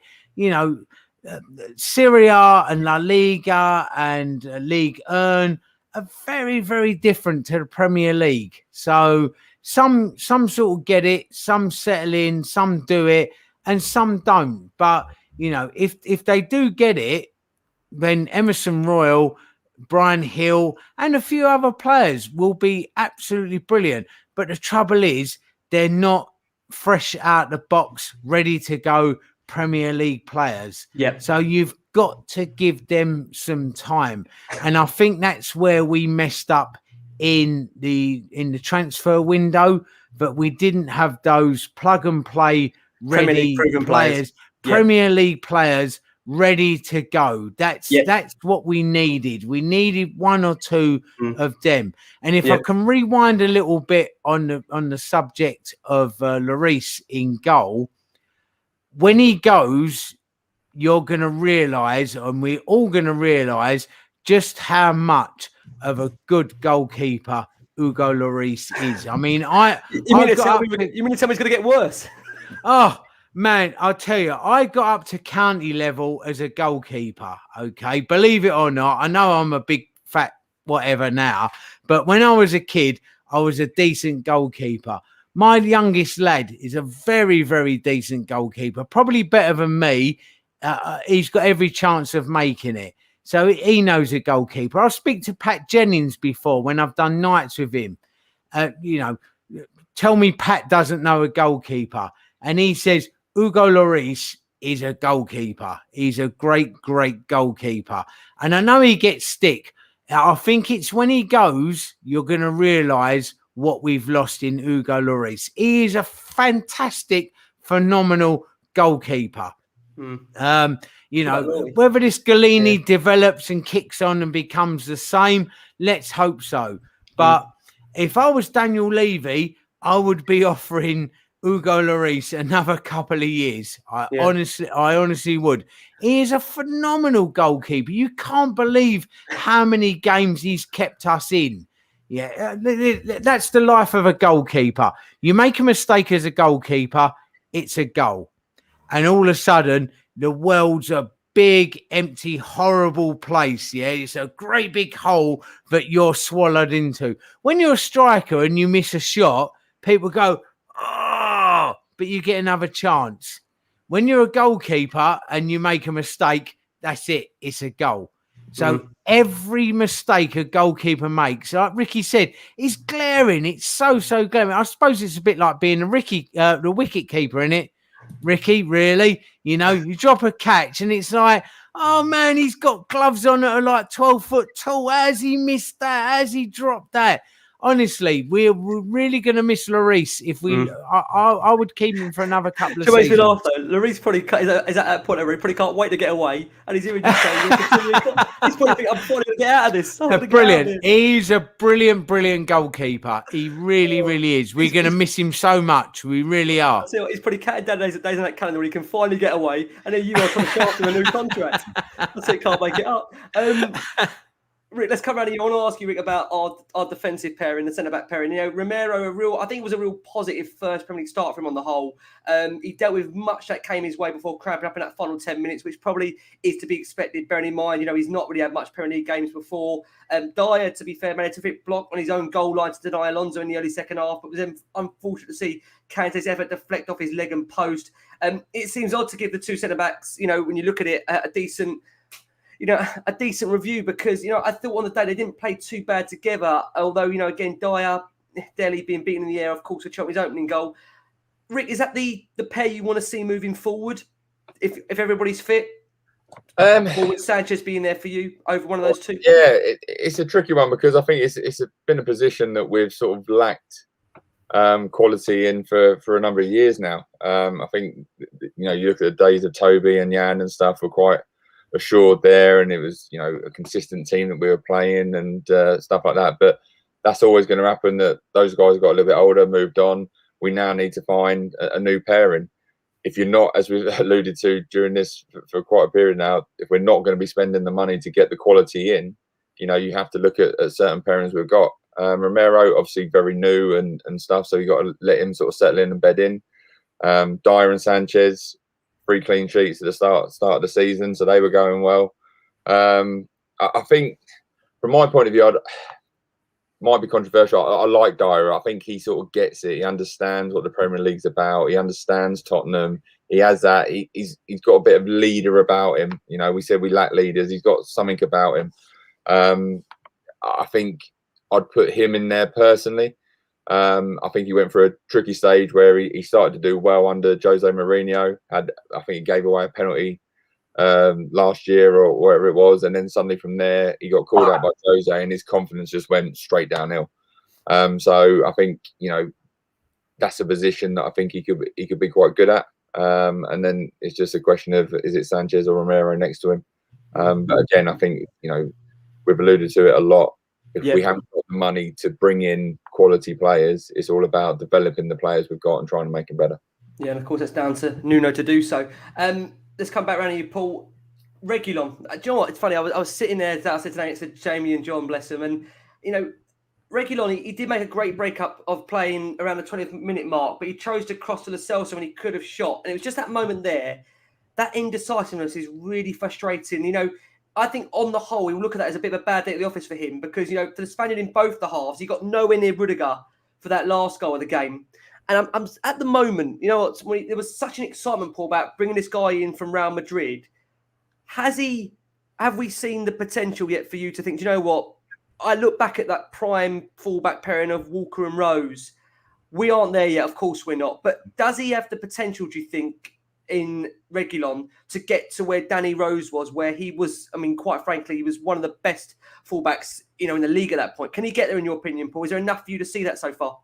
I think so, Rick. Yeah, I'm still optimistic on that one. I don't think we've seen as much of him as we would have hoped up to now. I think he's made a decent start to the season, actually, defensively as much as offensively. And we know that he's, you know, apart from the last goal again. And as I say, I'd sort of switched off by that stage, to be honest. I'm still prepared to give the guys the benefit of the doubt on the last 10 minutes. That chance, that was the big moment, wasn't it? And he should have gone for goal. I think, you know, when he crossed it, he didn't seem to have his head up. I was sitting in line with that. Actually, we're in the west stand lower near the north stand, and I was right in line with that. And it was a huge chance. But I like him. He's clearly a big character. He's a likable character, isn't he? You know, his strength is meant to be attacking, but we haven't seen enough of that. There were some couple of very good clearances, I remember, against Palace, I think. So I do think he's had a decent start to the season. I think he's had a disciplined start to the season. He is some way off Danny Rose at his peak. I agree with that. But I think Danny Rose at his peak was the best left back in England. I also remember that exchange on Sky. Was it last season when Roy Keane was having a go at Reguilon and Jamie came to our defence? You know, I don't think that Jamie often comes to our defence, actually, so I don't think he's that keen on Spurs, even though he used to play for us. But he got very defensive and said to Roy Keane, he's the best left back in the country. And I thought, well, it's a pro's point of view, that. And I'm still hopeful. Basically, I tend to be optimistic as a Spurs fan. I don't know why. I've suffered enough over the years. Why are we, Paul? I'm older than all of you here. I've suffered more than any of you, believe me. But it still gets worse than this, Paul. No, hang on in there. Keep the faith. I always say keep the faith. No, Reguilon's going to be all right. I think he's okay. I think he's made a reasonable start to the season. I think he's going to be a decent player for us this season and beyond, basically. Yeah. Well, I mean, Højbjerg, you know, battled away in that first half, but he wasn't the driving influence that he can be on the team in the second half period. I think that's fair to say. He also was half asleep with Reguilon for the final goal of the game with Rudiger. Dele Alli, now, you know, I don't think it's a show that goes by. You know, as everyone listens to our show, of course, we do talk about all the players of a game because, you know, they all make up the performance. So we do this on this show, and some people love it, some people detest it, and there's always questions on Dele. Rich, you know, he struggled to make an impact on that match overall. Working hard, no doubt, but with any real quality in what he produced. We have got a question on Dele here, and this is coming from Andrew Charman, who says, Dele seems to be getting a lot of flack, but with the exception today of Højbjerg, what else is any of our midfield or attackers offering when you look at the criticism that Dele's getting? Is that fair? Yeah, listen, Dele lost his way under Jose, didn't he? He was frozen out. He was Jose's scapegoat that he seems to always have in teams wherever he plays. He seems to have one player that he doesn't like, and Dele was in the barrel under Jose. I came over to the UK and went to Wolves away, and I saw Dele absolutely give his all in that game at Wolves away. He was everywhere. So some games he just seems to be able to get and affect. Today he didn't. I think he got nullified, you know. So there's still scope for Dele to develop and become the player that he can be. flatters to deceive a little bit sometimes, but today is the type of game where Dele needs to step up. And don't forget, Dele done the business against them a couple of seasons ago, didn't he? I mean, he really did step up against them and was fantastic. So I don't know. He's a bit of an enigma, isn't he? Really, some games you think, oh wow, you really want a Dele in your side, and in other games they just seem to pass him by. I don't know. I'm just so undecided on Dele. I don't know if that's fair. I just can't quite make him out. Some games brilliant, some games he just goes along. So, how old's Dele now, Rick? Do you know? 45. What's he? 23, 24? 25. I think he's 25. 25. Yeah. So he should be hitting his straps now, shouldn't he? It should be every game. Like he's there and he's at it and he wants it. And, he's affecting a game. He didn't go to the Euros, did he? He wasn't involved in the Euros. This should be his burning passion, desire to not let that happen again. Exactly. He should be like absolutely banging on the door to be in that midfield for England. But he doesn't seem to be. So I just don't know. It's like he's one of them players. Oh, do you know what? If we sell him, if he becomes a world beater somewhere else, you're going to go, oh, man, why have we let him go? There's people screaming, though, Rich, saying, but how long do we keep thinking like that? Yeah, that's the problem. And maybe that's the difference between us and a Chelsea or a Man U or a Man City would have gone, do you know what? He ain't cutting the mustard enough for us. He's another Rikki Villa, isn't he? He's like all of a sudden you get a game and he absolutely smashes it to bits. And then like for 4 or 5 games, you're going like, he's a waste of a shirt. He's an absolute waste of a shirt. So I cannot work out the enigma of Dele Alli at the moment. When Dele Alli's being Dele Alli, brilliant. As much as we all give Jose Mourinho a kicking, are you Dele or are you Dele's brother? Does that not sum him up completely? It really does. And I want Dele Alli. I don't want Dele Alli's brother anymore. Come out, be Dele Alli, do what you can do in every game. Listen, today's been and gone. It was horrendous. So come Wednesday, next Sunday especially, go and be Dele Alli. Go and affect a game. Go and do what you can do. Go and pull a ball down 20 yards out and chip the keeper like he did. Go and do that. Go and be that Dele. If he doesn't, then maybe it's time to go, well, let somebody else see if they can get Dele Alli out of Dele Alli. Yeah. I'm conscious of time. We've got to squeeze in a Wolves preview, so we're going to try and, rattle through this quickly. Rick, let's come back round to you. Tanguy and Ndombele, it's back-to-back starts for the Frenchman now, and he showed some nice moments in that game. I know there's people screaming, saying, but it's nice moments. It's not consistent, and Ndombele is one of those players that, obviously you listen to this show weekly. We have, obviously, the great Jason McGovern on here. That Jason, fair to say, doesn't hold back on his opinion on Ndombele. He did tire as the game wore on, probably quite predictably. Where are you on Ndombele for you, Rick? Does he need to be in this team regular for you to feel that the team are cohesive and creating more as a unit?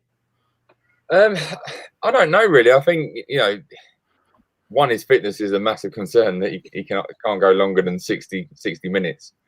He's obviously got ability and talent. The one questionable thing, I suppose, is potentially his attitude, because, a couple of times now managers have left him out. So they're seeing him day in, day out. Personally, Crackers is saying maybe Dele Alli should move on. I'm a massive Dele Alli fan. I just think he has been mistreated a little bit over the last couple of seasons. Yes, he fell away a little bit under Poch towards Poch's sort of last little reign there. But then when Jose come in, and like Cracker said, are you Dele or Dele's brother? We saw the best of Dele for good few games at the start of Jose's. People forget that as well. People actually do forget that. And there was there's a little window there where something happened, and then we didn't see Dele. Now, even for a young guy at the time, he probably would have been 24, maybe like that. If he's 25 now, that's going to dent your confidence. That's hard to take for a youngster. That you've got Jose Mourinho, this serial winner, is basically just chewing you to the sidelines, and you're not featuring. I think it's massively important that you put your arm around Dele, let him know how good he is, and let him express himself and go out and say, do you know what? You be the guy that we've seen, all these games before, because his record in the Premier League and goal scoring and assists and everything, a couple of seasons ago, he was up there with the likes of Lampard and Beckham, Gerrard, Scholes in the first 2 seasons. That's not true fluke. So you can talk about the flash cars and the clothing ranges and all this sort of stuff. Maybe he lost his way a little bit, but I do think that a guy that cost us $5 million as well, I think there's a player in there still, and you just got to find it. And it goes back to when we were saying about the old C grade and stuff like that. In my opinion, it was A grade. Somewhere along the lines, he dipped into maybe a C grade, getting back to the A grade because there's a player in there. And if you're going to try and go replace someone like that, what's that going to cost? And we're not a club that go and spend that sort of money. I think it's a case of putting your arm around Dele and saying, look, you go and play. So I'd rather see him there than Ndombele, because I think he'll create more. He gets the Premier League a little bit more. And I'm a massive fan. It can't be by fluke this season. We've had obviously a range of guests so far. And I think everybody that's been on so far, there's still that belief that Dele's going to come back. So we do have to wait and see, of course. But Paul, picking up with us on the last couple of players before we squeeze in this Wolves preview. Lo Celso obviously calls back from Croatia. Had a couple of early half chances in that first half. Couldn't quite get his foot to the ball in the opening minutes. He set up a chance for Son, an opportunity just after that half-hour mark. His quality with delivery really was poor on the day. Do you know what he is, Paul, yet? Do you know his best position? Does anybody know his best position? What does he do? Do you know what we're doing? These 3 seasons here now. 3 seasons of Lo Celso. What is he? I think there's a player there. I really do think there's a player there. I'm Mr. Optimistic on everybody at the moment, aren't I? But I remember when we were heavily linked with him before he joined us, I watched him very closely in the Copa America, and I thought he was a really clever player, a very modern player, obviously very one-footed. You never get anything with his right foot. But I do think he's been unlucky in many ways, in that he's never had a decent run. He's had injuries, and even recently we've had this farce with the international break. And I think he needs a run. There was one little spell when he did very well under Mourinho, didn't he? When early Mourinho's time, and I think he is a clever player. I think he's a very modern player. He's not Eriksen, he's not Ndombele, but I do think he can pick the locks. I do think he can put the ball between the lines, or whatever the modern terminology is. And I think he's worth persisting with. He disappointed me today, but again, 10 days in Croatia followed by being, all the ridiculous stuff that went on in Brazil is no preparation for a Premier League game. So I wasn't surprised he faded. I know it's a very valid point that we can't get more than 60 minutes out of him, but I think he's worth persisting with. Or whether that was his best position today, he was sort of like on the right of the 3 up front, wasn't he? And so obviously cutting in on his left foot. Whether that's the best position for him, I don't know, because as you say, it's a very valid point to say we don't know what his best position is yet. But again, I'd persist with him.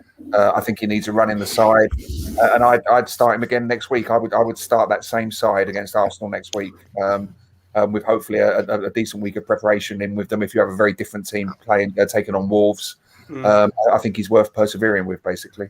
Yeah, and now for the fear of not allowing this to derail the show, because we are coming close to the end, we've got to squeeze in Wolves, but I have to ask about Harry Kane, Rich, and I know it's hard to say, can you sum us up in 60 seconds or a minute, but today, 1 shot on goal, still nowhere near where he needs to be with his sharpness or his fitness. I mean, he came deep, but without the quality to make things happen. And we had a couple of questions in here. Anna Russell says, can we talk about Harry Kane? He's gone missing yet again in a big game. He's not exempt from criticism. I think it's actually the first time that Harry has started a Premier League season now, 5 games, no Premier League goals. I mean, we all know that obviously to August, he always is a slow starter. We're approaching now towards the end of September, not a goal to his name. what's the future? What's the season going to hold for Harry Kane, Rich? Will he come good? I mean, you look at the goals he scores. I mean, there's loads of comments saying how disinterested he is. Can you sum up in 60 seconds where we are with Kane and what the situation's going to be for the season? Yeah, I'll sum up Kane in 60 seconds, and I'll sum up Delhi, and I'll sum up Undembele, right? If you want to go and make omelettes, break eggs. So get Kane in, get Undembele in, get Delhi in, and say to them, right, you three, you have got absolute talent hanging out your ass, right? So go and show me it. If you don't, see you later. It's as simple as that. That's where we should be as a club now. So if Kane couldn't go, he wanted to go, right? The facts are that whatever happened in his negotiations. If City paid the money, be a City player. Yes, let's have it right. Exactly. If City paid the money, he's gone. Yeah. So they didn't pay the money. So suck it up, Buttercup, and you're here. Play. It's as simple as that. If you don't, drop him. Same as on Dembele. You've got talent hanging out your backside. Yeah. Go and show us it. If you don't, see you later. Delhi, you're the same. Talent. If you're not showing us, see you later. Get somebody in that will. Oh, there's too much pussyfooting round with these players at the moment. Oh, but maybe if we put an arm round him and da-da-da-da. Forget it, Rick. It's sticks and carrots, isn't it? How much carrot have we shown them on a stick? All right. A lot of carrots. There's a lot of carrots there, I tell you. Too much carrot. So I think it's time with a few of these players to go, do you know what? I've given you the carrot and you're not having the carrot. So here's the stick. How about this? And I think if you're that ruthless, I think that's where you need to be as a club. You just need to start being ruthless. Do you think Fergie would have put up with this off of them three? Can you imagine Fergie with Kane after 5 games, no goals? Exactly. Do you think Bill Nick would have put up with this off of them? Yeah. It just wouldn't have happened. You can name so many managers down the years. Cloughy wouldn't have had it. Paisley wouldn't have had it at Liverpool. So I think it's just time as a club to start going into some of these players and going, listen, you go and show me what you can do, because I'm not having this anymore off of you. And if you don't, see you later. See you later. Do you know what's funny though? We know when Richard's going, just drop him. We've got no other strikers. Bless him, Dave Scarlett, bless him. But Sonny wants to play. Yeah, but and when Kane's been out of the team, Sonny done very well. We looked a very fluid side. I said this all along. You're spot on. I think what you're saying, Rich, I think you said before, you're right what you said before, Rich. As a side now, I think we are more worried when Son's not in the team than Kane. And that just tells you how much Son now has stepped up. And you know what? I know Son, to be fair to him, and we're going to be honest, we always try to be honest in the show, he did little else in the second half than anybody else. He looked like a man that was coming back from his injury.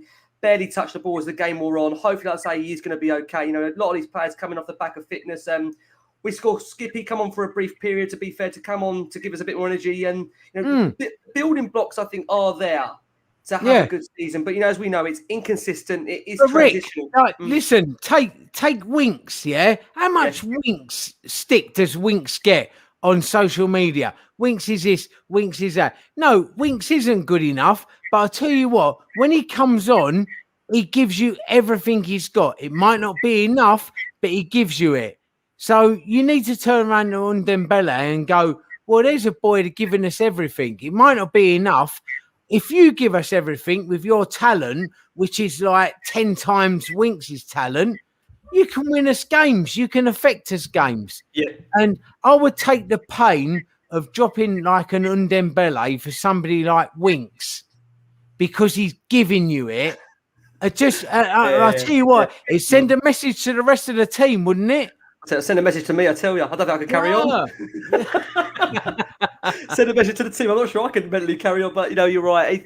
You know what? All you ask from players, right, is to give us 100%. And the thing for me is, as long as the players are giving everything, they're fighting for the shirt.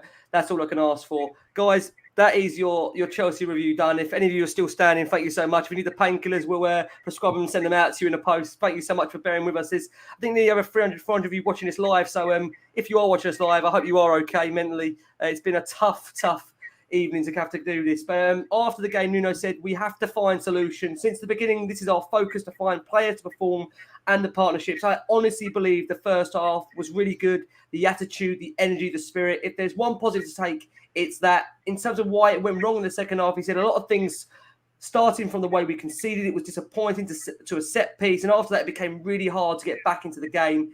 Nuno says, I think the change of the game, of course, was a set piece. After that, it became really hard for us to get back into it. We started chasing a result. And with the quality of players Chelsea have, they create problems, straight balls, running in behind. So there you go. It's tough, but we haven't got long to wait for another game. So for our listeners that are on audio, we are going to go for our final break of the show.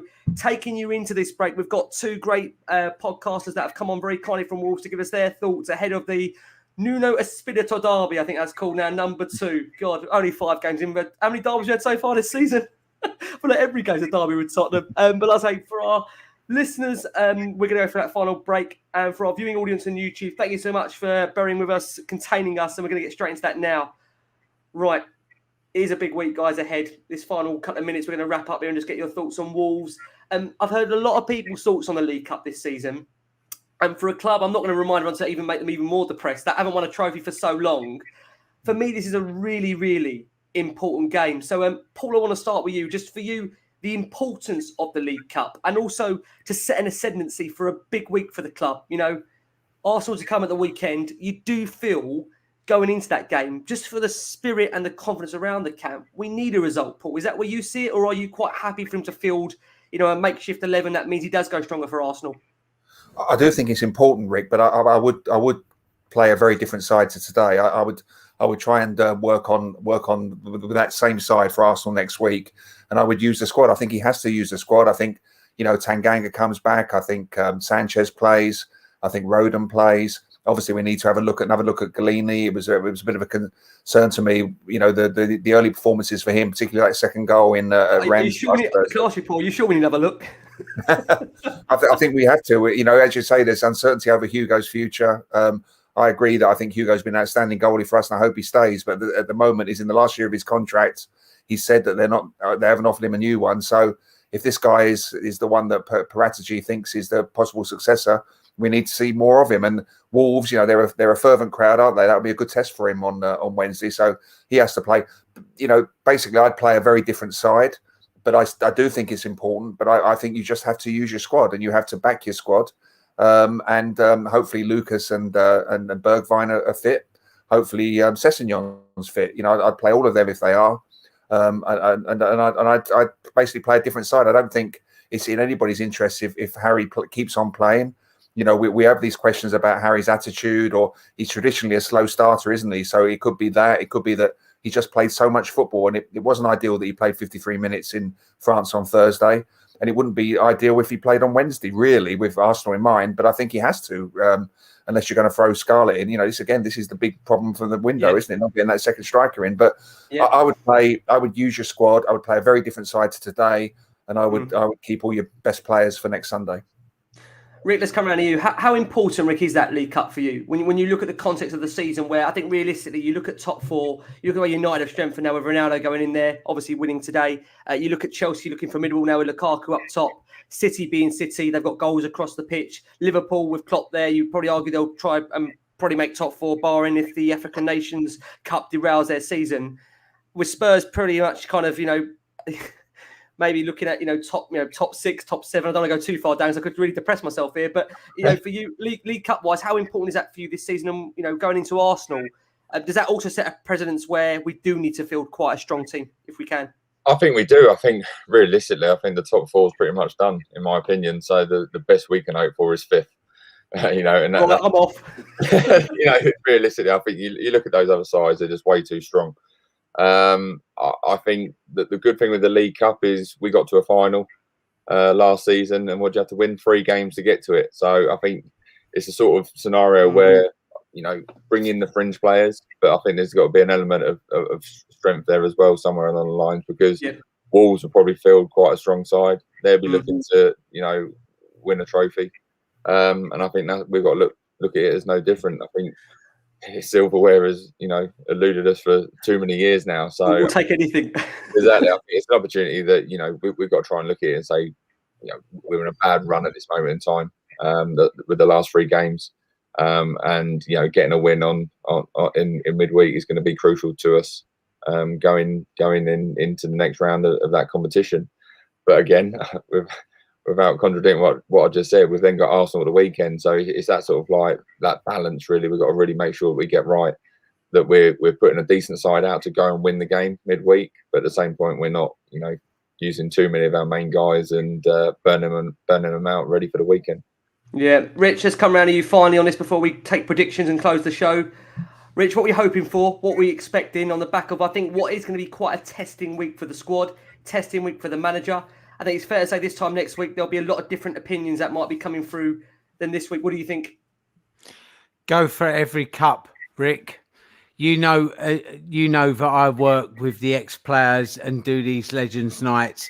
I've been lucky enough to do nights with Cliff Jones, Terry Dyson from the 61 double winning side, right up to Ledley King, who won the League Cup in 2008. That's 47 years of spread, and everybody in between. The 81 side, the 82 side, the 84 side. Every player to a man says to me, when you win a cup, it drives you on to win more. That's what you in the game for, is to step up them steps and go and win cups. So listen, I just speak to them on stage. These are the men that went and done it, from Cliff Jones to Ledley King and everybody in between. And they've all said there is nothing like winning a cup. That's where it is. We'll go and win a cup. So if it's the League Cup, brilliant. If it's the FA Cup, brilliant. If it's the Europa Conference League, brilliant. Go and win cups, because that's what defines your career. You go up them steps, you lift the cup, you get the medal, done. The league's out of our is out of our reach. Let's be honest. We can't do the league. Are you joking, Rich? You want him? No. Listen, we cannot do the league. It's beyond us at the moment. But the League Cup, the FA Cup, and the Europa Conference League isn't beyond us. It's not beyond us. There's 3 chances of stepping up steps, going to lift a cup, going to get a winner's medal around your neck. And all those players have said that is what we got into the game for. That is what we want. So Wednesday, go and play your best team. Go and see if you can win a cup. Nothing feels like winning a cup, Rick. No. Nothing. I've been so lucky enough to see us win in 81, 82, 84, 91 and League Cup in 2008. It just nothing feels like it. Forget finishing 4th and the Champions League and this and that. If you don't win it, forget it. Yeah, I'd rather win the Conference League than finish 4th and bumble along in the Champions League. Honestly, are you sure? I'm telling you, absolutely. That's just me. Maybe there's people there watching this going, is that geezer on drugs or what? Like, I'm telling you. I was going to ask to see the proof of vaccine before this. Honestly, cups and winning cups means everything. If we make that Europa Conference final, tell me that's a terrible competition. I've just if you go on and win it. I've just someone to call me to say they're actually moving that final to your back garden. No, winning cups is everything. Honours. Yeah. Having some medals and trophies in the cabinet is everything. Is absolutely everything. Well, finishing 4th is great for the club. It's a great big fat check that sits in Levy's account. I don't care about that. What do you care about that? I remember 1981 and winning the FA Cup final. I remember that brilliantly. I don't remember, like, you know, Levy's 40, 50 million pound checks for bumbling along in the Champions League. Forget it. So cups are important. Go out and do it Wednesday night, Spurs. Yeah, I think a lot of people suggesting Rich is alcohol related in terms of the Conference League. We'll leave that to the minds that be. Let's close the show, guys. Let's get the predictions in. Sorry to put you through this. Rick, let's start with you. What are you expecting up at Wolves? Are we going into that Arsenal game on a high? Heart or head? What do you reckon? No, I think we are going into the game with a high. I think we're going to put a well-balanced side out to try and go and win it and go for a cup. Rick. That was a good summary. Well balanced. I like the way you did that. A well balanced side. No, and I think we'll come away with a win. Okay. Score? Don't know. Probably another 1-0. 1-0. Okay. We're flying high over here on the 1-0s. We love them. Paul, let's come round to you. Paul, you've been so optimistic tonight. It's actually been quite refreshing because on the back of what I came back to watch, you know, you just feel so deflated. But it's been so lovely having you and Rick join us. Obviously, Rich, that comment out the Europa Conference League, I'm going to have to rewind and watch that again later just to confirm he did say that. I mean, I will definitely be reminding Rich when I call him tomorrow morning from his lovely pad there in Spain. But Paul, tell me, for you, what you expecting going into Wolves? You know, prediction. I think we have to be realistic. We have to be positive. You know, that's with the tone I've tried to have tonight. But as regards Wednesday, we win on penalties when Traore blasts his penalty into the upper tier. Galini does a little dance on the line. Traore blasts his penalty in the stand. We win on penalties. That'll do for me. Honestly, I can't take this. I'll tell you what. Where's this going to go, this show? Right, come on, Rich. I don't know what's coming now. I said this show's unpredictable, but I don't know where this is going. Rich, what are you going for? Rick, I want to see us put our best 11 out on Wednesday. Always the next game's the most important. Go out there, put your best 11 out. If we put our best 11 out, we beat them. We beat them in normal time. We go through to the next round. So, listen, if we put our best team out, I think we win that 1 or 2-0. And finally, a question on the screen there from Jason. I know he's a massive fan of the show. What's worse, Rikki and Paul? You can both answer this. Watching Spurs or England's batting top order? Let's go with you first. He's batted in the top order, so he's well qualified to talk about it. Over to you, Rick. Over to you, Rick. No pressure. Can you answer that one very quickly? Yeah. Watching Spurs isn't great. I think I'll stick with Spurs. I've got mates that are in the top order. Well, yeah, exactly. I don't blame you. Yeah. Oh dear, honestly. Guys, thank you ever so much. Very quickly, Rick, what's coming up? Much coming up? Tell us. Training tomorrow, and then my final game starts on Tuesday. Okay. So it's my last game before I retire from the game. So it's going to be emotional, right? It could be. Yeah, I think it might be emotional. So yeah, but I've had 21 great years. And time to move on to something new and something different, and also will give me a lot more time to watch Spurs as well. So I'm sure looking forward to that. I'm sure I'm doing really well for you. How's that doing for you? All right? I might stay on actually if that's the case. I was about to say you're probably stuck for 5 years after this. Paul, thank you. Also, I've got to say, Rick, also thank you so much for joining us. We'll definitely get you back on throughout the season. An absolute pleasure. Paul, it's been a long time in waiting this debut. Thank you so much for bringing some optimism to the panel. I know it's not easy at the moment; it's testing times, but I think you've tried to keep us all sane, to be honest. So thank you ever so much. Well, I'm a press man. We try and keep a happy disposition. You know, we don't like to criticise. You know, as Rikki knows. No. Rikki knows me. I don't like to criticise, but no. All I just say is absolute pleasure to be on. Absolute pleasure to meet you all. I listen every week. Thank you for sticking with me when I've not been able to come on. When I've been covering the latest England batting all the collapse or whatever it is. So, and just say to all the supporters, keep the faith. We've got to go through this painful period. But with our stadium, with our training ground, with our club, we'll come through it. I'm sure we will. So I'm also terrified to ask you, Paul, what's coming up next for you as a journo? You're going to tell me that the whole squad's disbanded and everyone's going to do a runner. Well, I'm off to Liverpool tomorrow, actually, for the championship side in Lancashire against Hampshire at Liverpool on Tuesday, which I've never been to. I've never been to the Aigburth ground, Rikki. I don't know what that's like, but really good lunches. Good lunches. That's the last thing. Lunches, yeah. That's the last thing I need, a good lunch, to be fair. But so no, I'm off to that. Then we got the Bob Willis Trophy final at Lords. I'm sorry I won't be at Ricky's final game. So he's had a fantastic career. He really has, and I've followed it as professionally and as a cricket fan, and many congratulations to him. A wonderful career. I hope he has a great farewell at the Oval this week. It is at the Oval, isn't it, this week? Yes, it is. Yeah. Have a great one. Have a good one. Then we're just waiting to see whether we go to Australia this winter, whether the Australian government will let us in. So fingers crossed on that one. Fingers crossed on that one. Rich, only right to close things with you. Rich, what's coming up? What's coming up in the diary? Please tell us, enlighten us very quickly. Firstly, let me say that I am to cricket what I am to dieting, Rikki. It's I've been to one game and I thoroughly enjoyed it. As I said to Rikki off air before, I've never really got involved with cricket. But listen, if you're a first class sportsman and you do 21 years at the top of your game, wow, that is, I don't care if it's fencing, sumo wrestling, cricket, football, or dart throwing, whatever it is. If you do 21 years first class at the top of your game, that's something to be applauded. I don't understand the game, but I know that 21 years at the top, you've got to be pretty special. So Rikki, well done, mate. That's spot on. Absolutely spot on.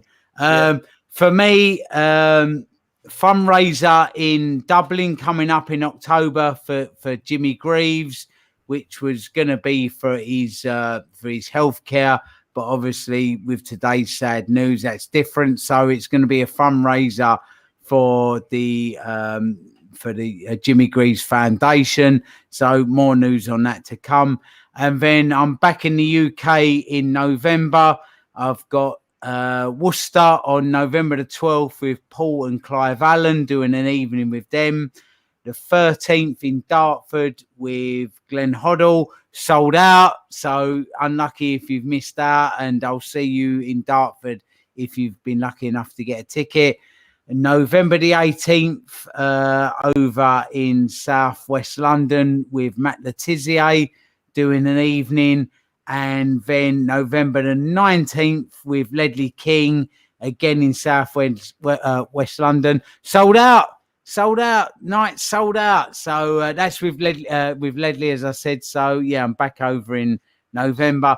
Back home, shorts on, sliders on, man breasts out, back on the terrace and catching some rays. So, so that's me. Any chance for you to speak to Letizia to see if you can get him to come out of retirement for a couple of years, will you? Do us a favour. Do you know he actually signed for Spurs? Yeah, he I know. signed. Yeah. He actually signed a contract for Spurs, and well. His good lady wife at the time went, "Well, I'm not living in London." Got it ripped up. He was coming to us. Yeah, different. Oh man, she's still trying to do it now. Yeah, listen, last week I had the Last Word on Southampton asked to sign me up, and I never went the other way. So, it's just. I just say, they contact you after this show. I don't blame you, Rich. Take the money and run. But honestly, I've got to say, guys, we've been only going for 2 hours here. It's been a very, very long show. So I want to say a massive thank you to my wonderful panel. Rikki, Clarke, absolute pleasure to have Rick's on. Of course, the wonderful Paul Newman, looking forward to have these guys back on. And Richard Cracknell, my God, the man that saved my bacon last season. Am I getting it back now tenfold? I tell you, what have I got to come here? I could be under a lot of pressure come Wednesday night. But most importantly, for you guys that are watching us live, please keep safe, keep well, keep the faith, as Paul has been saying continuously this evening. And as always, come on, you Spurs.